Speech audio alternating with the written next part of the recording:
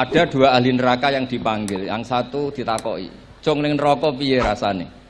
"Syarru makan." "Mboten enak, Gusti." Terus pangeran diken balik. "Ya wis kono cung mlayu balik nang neraka."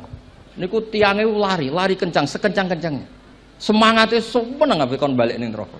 Ditakoki mbek pangeran, "Lho cung kon mara neraka kok seneng?"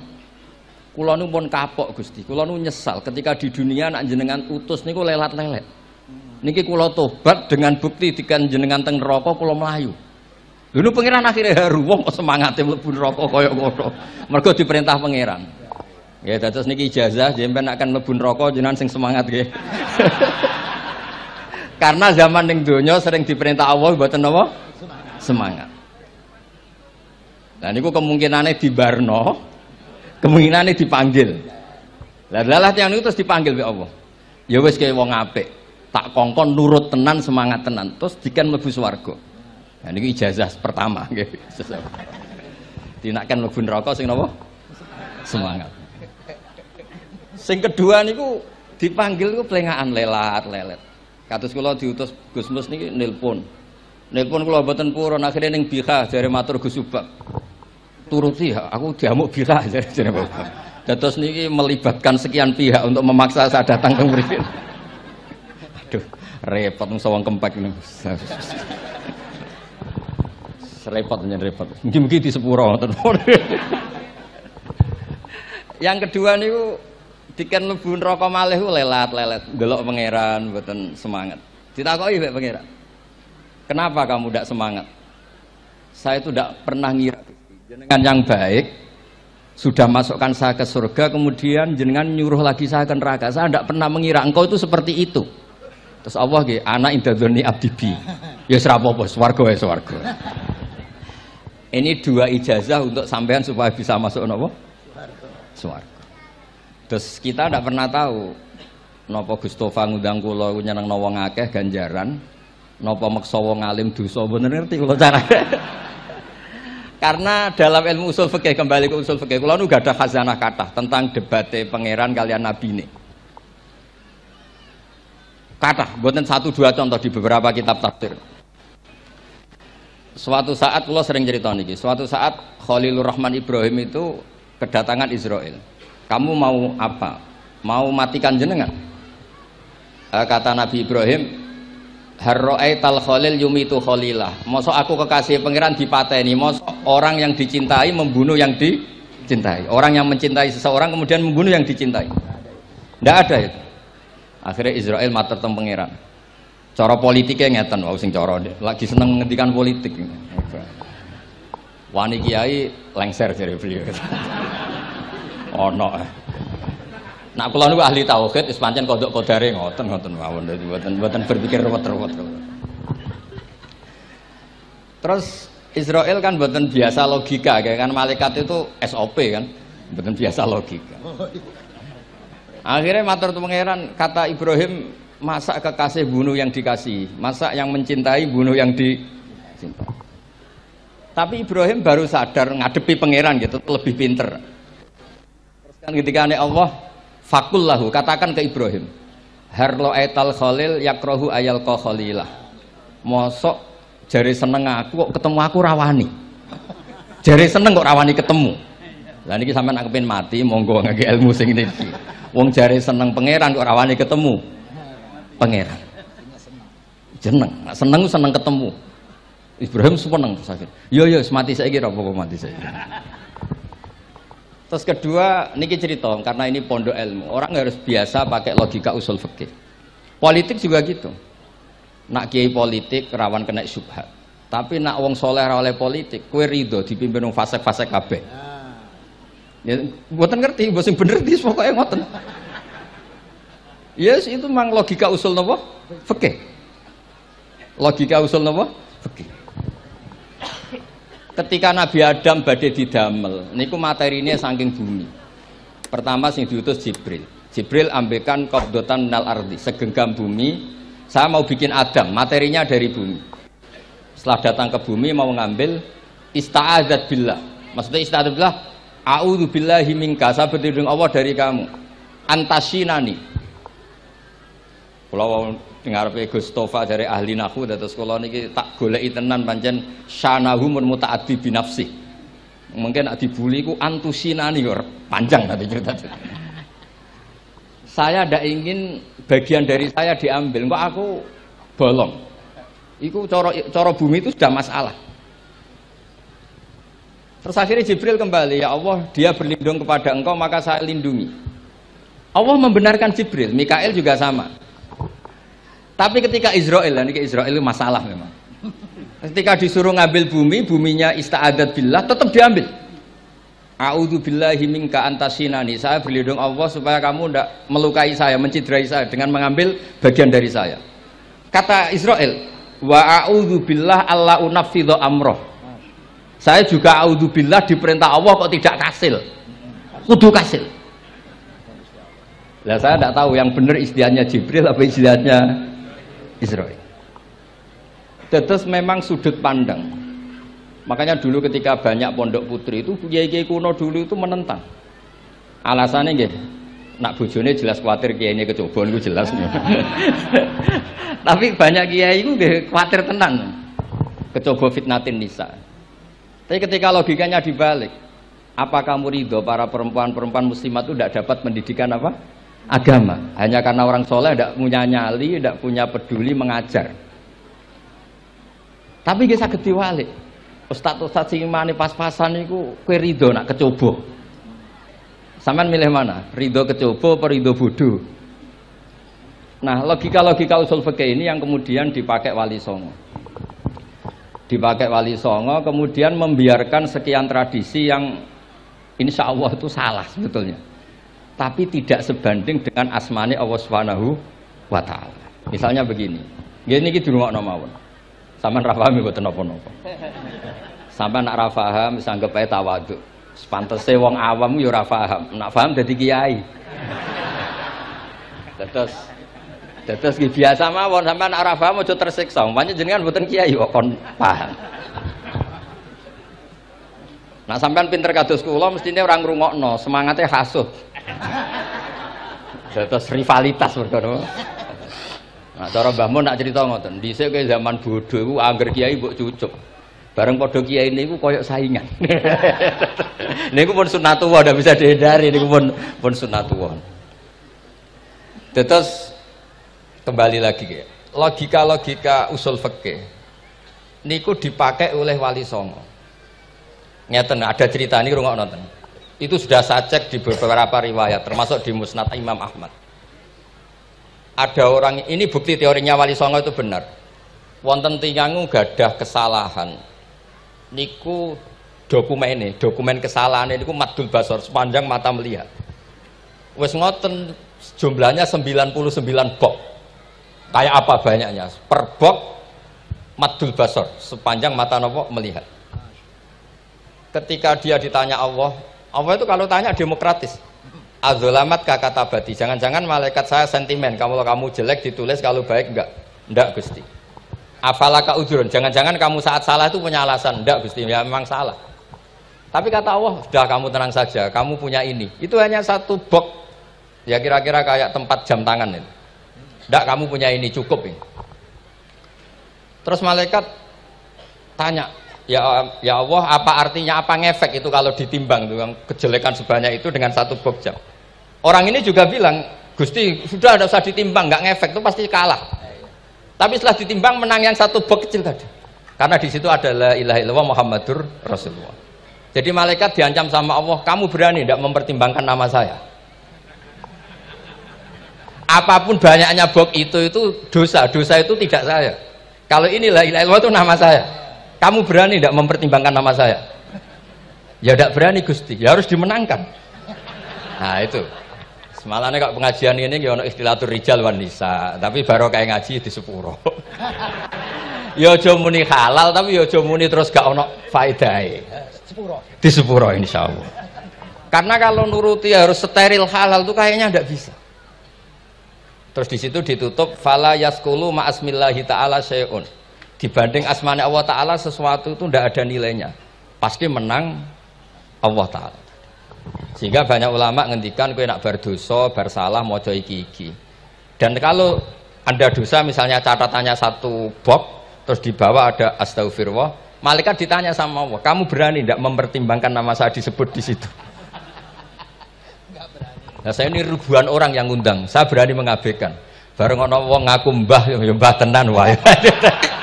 Ya terus ngoten, kowe wani gak mempertimbangkan Gustofa sing mantune Mbah Maimun. Ya. Semoga cara pandang malaikat nanti seperti itu. Tapi nanti kalau malaikat cara pandang, mbah kok tukang meksa putu. Itu mbah model opo. Nah, saya ini sudah ngalah 1 kali. Berikutnya logika kedua yang insya Allah terbangun di kalangan malaikat. Yaitu mbah ora oleh meksa napa? Putu. Ning dinggon mbah yang baik putune dolanan di barno. Ini ora. Putu lagi asik-asik dolanan. Rene.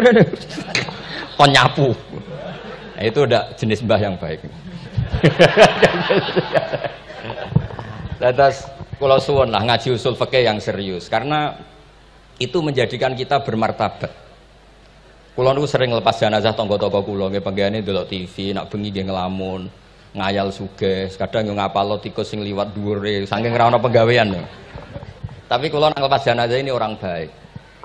Sampai bojone protes, "Apik apa lho Gus angger bengi iku mau ngelamun ngitung tikus liwat, ngitung apa itu." Terus kula matur, ngitunge aja ngono, ngitunge tarokal ma'asiyah. Wong ning omah itu artinya tidak dugem, tidak melakoni maksiat. Itulah yang menjadikan usul fikih itu ilmu yang sangat terhormat. Coba kalau Anda jadi pakar usul fikih kayak saya, mengkaji betul usul fikih. Orang tidur semalaman jangan bahasakan tarokat tahajud, wa tarokal witro, wa taroka qiyamal lail. Tapi bahasakan taroka zina, wa tarokal ghibah, wa taroka kada wa kada minal ma'asi. Keren boten? Keren. Kalau kamu udah ahli usul fikih maka kiai kok amen turu. Kiai kok guyon suwengi. Lho kiai guyon suwengi itu melawan. Kiai itu ustaz juga manusia. Karepe bengi iku ya kepen nonton. Tapi kan mboten pantes. Akhirnya korbane santri ini dijak guyon gak jelas. Lah apel ning rondo ya ora pantes. Ngelawan nafsu iku berat, carane ya dilalek-lalekno guyon iku.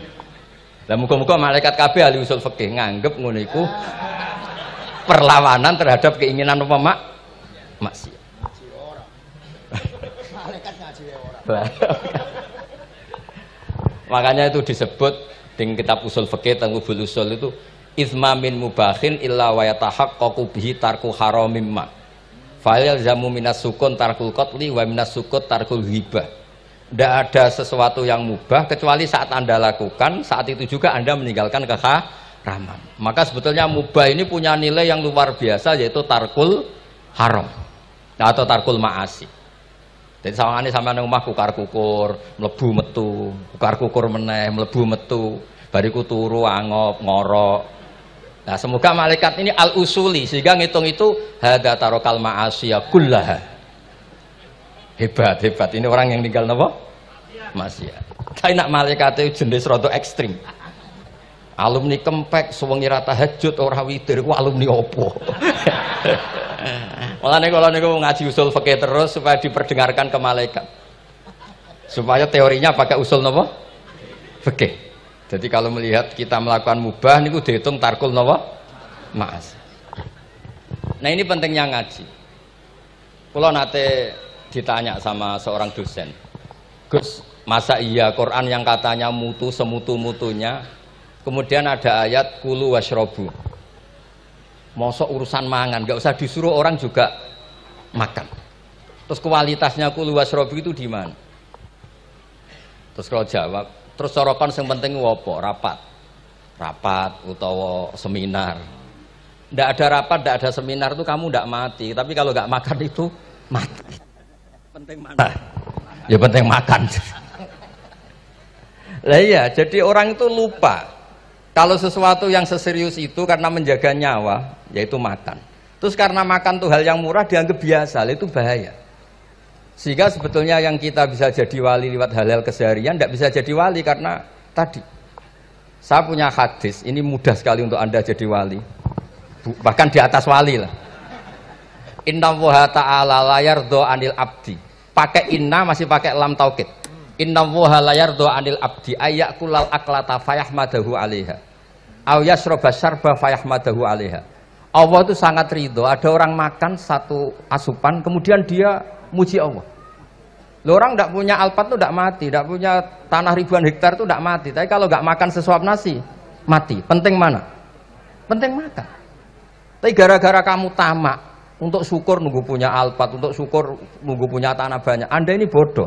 Mau syukur saja syaratnya kok banyak.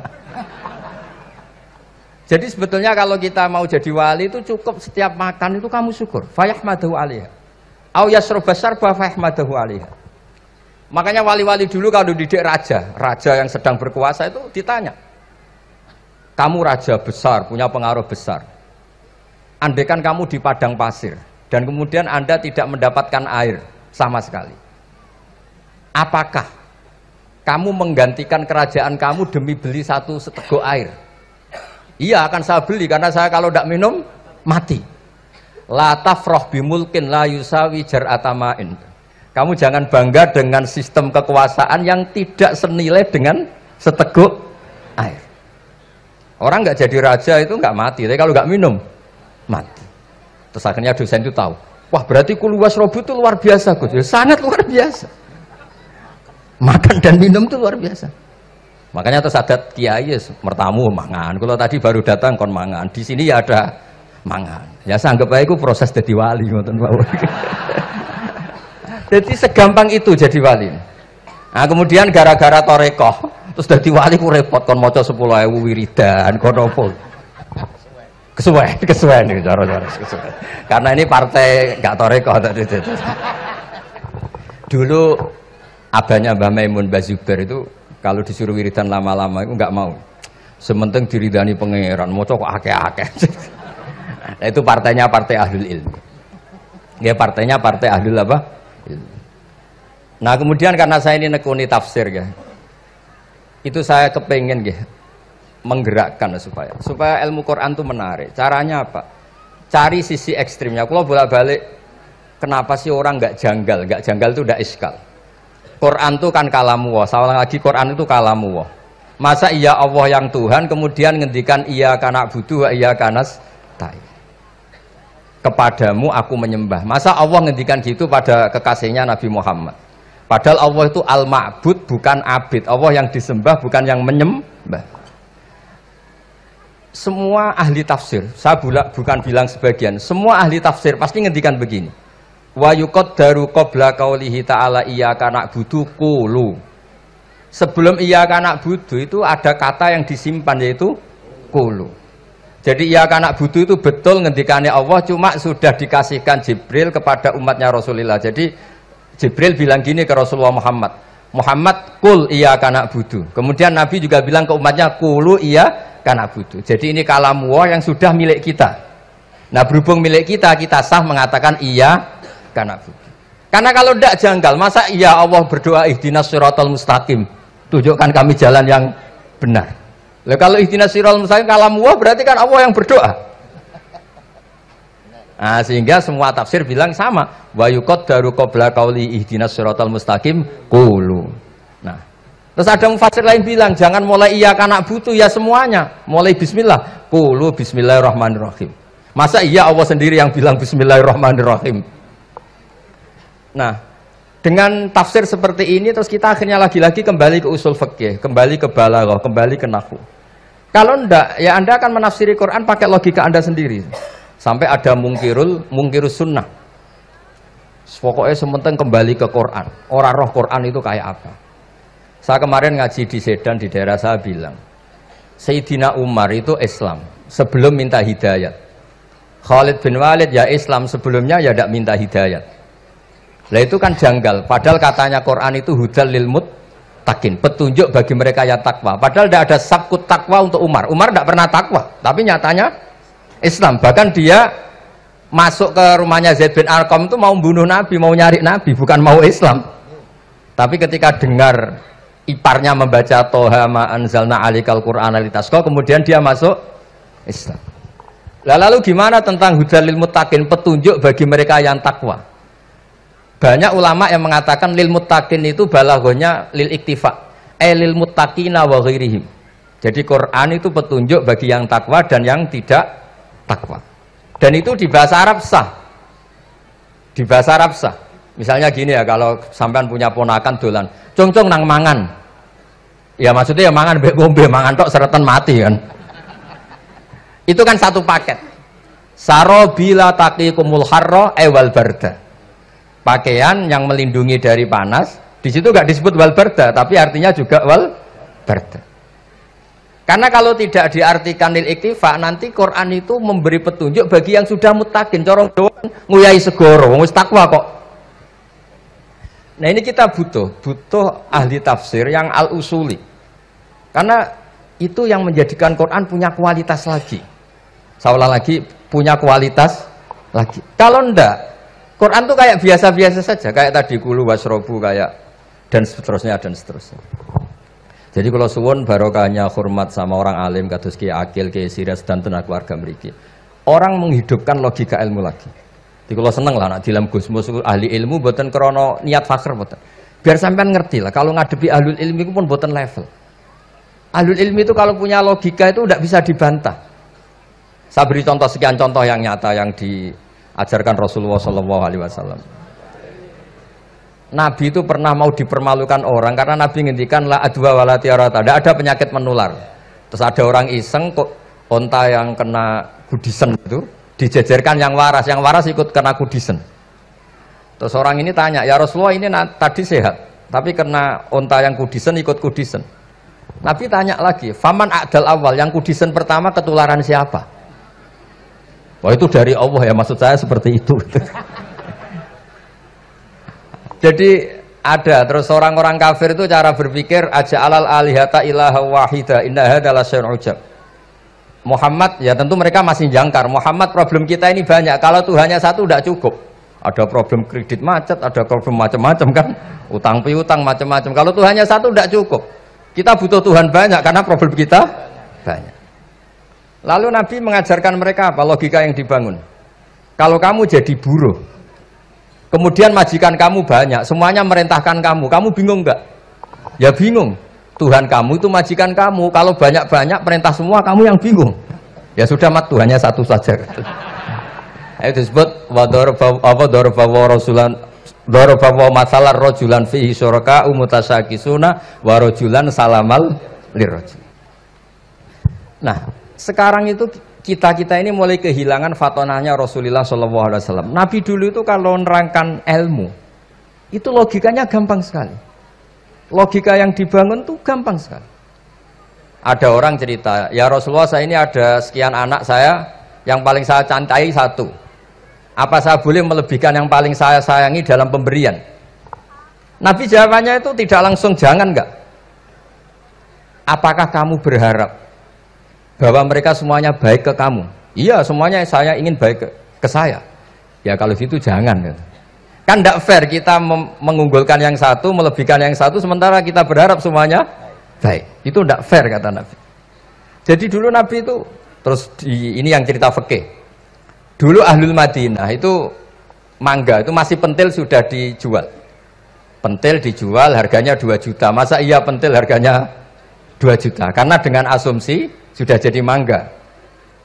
Tapi ketika Nabi datang di Medina dan penduduk Medina itu abkhosna sikailan, orang paling buruk dalam pertimbangan dalam jual beli. Nabi cara ngendikan itu unik. Aro'aitum lau annallaha yamna'us samra fabima yastakhillu ahadukum mala akhi. Kalau pentil ini ternyata kena angin terus kemudian tidak jadi buah, lalu kamu nerima uang 2 juta itu atas nama apa? Atas nama beli pelem, nyatanya belum jadi mangga. Mosok kalau pentil seharga 2 juta. Semenjak itu terus Ahlul Madinah sadar kalau jual buah itu nunggu ba'da buduwi solahiyah, setelah samroh ini berbentuk. Tapi Nabi tetap ngendikannya pakai logika. Nah, sekarang banyak kiai yang sidik-sidik neraka. Sebenarnya Nabi itu ngajari logika.